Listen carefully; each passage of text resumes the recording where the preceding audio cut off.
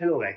तो चलिए आज समझते हैं कि लिफ्ट किसे कहते हैं। ठीक है, ड्रोन ड्रोन जो है लिफ्ट कैसे जनरेट करती है और ये हवा में कैसे उड़ती है। ठीक है, तो हम बात करते हैं कि सबसे पहले अगर ड्रोन के सारे प्रोपेलर इतनी स्पीड से घूम रहे हैं तो ड्रोन खुद ही हेलीकॉप्टर की तरह स्पिन क्यों नहीं करने लगती है। ठीक है, तो अब समझते हैं। सबसे पहले बात करते हैं लिफ्ट की। ड्रोन का मोटर प्रोपेलर को इतनी स्पीड इतनी आरपीएम पे घुमाती है कि जो ये ड्रोन का ब्लेड जो है, ड्रोन का ब्लेड इतनी स्पीड में घूमती है, इतनी स्पीड में कि इसका जो ब्लेड है ना वो नीचे की तरफ हवा को पुश करती है।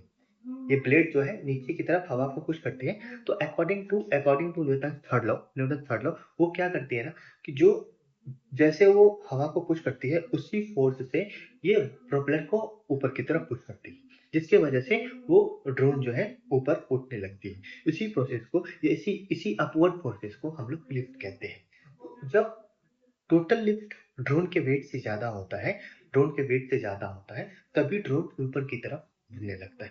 ठीक है, तो जब ये अब हम बात करते हैं कि हम क्लॉकवाइज और काउंटर क्लॉकवाइज हम मोटर क्यों यूज करते हैं। तो अगर आप मान लो कि एक ही डायरेक्शन में आप मोटर यूज करो, ठीक है, एक ही डायरेक्शन में 6 का 6 या क्वाडकॉप्टर हेक्साकॉप्टर जो भी बना रहे हो, अगर एक ही डायरेक्शन में मोटर यूज करोगे तो वो टॉर्क जनरेट होता है। हर एक मोटर में टॉर्क जनरेट होता है।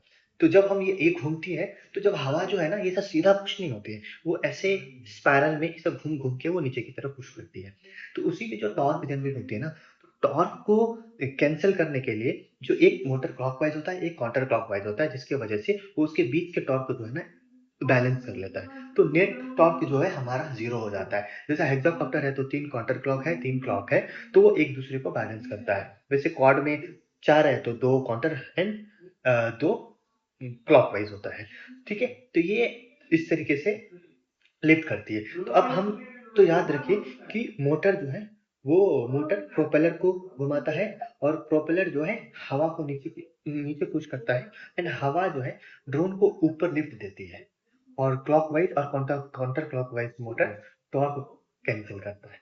ठीक है, इसी प्रिंसिपल की वजह से ड्रोन स्टेबल होकर आसानी से फ्लाई करता है। अगर आप ड्रोन टेक्नोलॉजी को डिटेल्स में समझना चाहते हैं तो फॉलो करना मत भूलिए। थैंक